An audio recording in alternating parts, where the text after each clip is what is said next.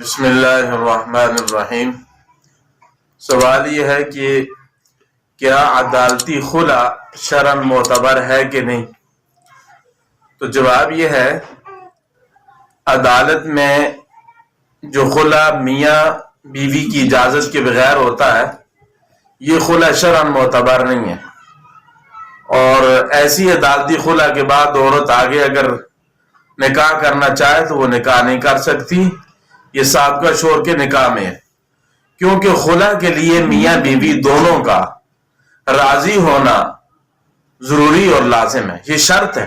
کہ خلا میں میاں بیوی دونوں راضی ہوں، جانبین سے رضاعت ہو تو تب یہ خلا معتبر ہوتی ہے، نہ یہ کہ شوہر سے دھوکے سے دستخط کروا لینا اور شوہر کہتے میں خلا کرنا نہیں چاہتا، نہ میں نے کی ہے نہ مجھے علم ہے، لیکن عدالت جو ہے وہ اس کو میاں بیوی کے درمیان جدائی کر دیتی ہے، تو یہ خلا شرعاً معتبر نہیں ہے۔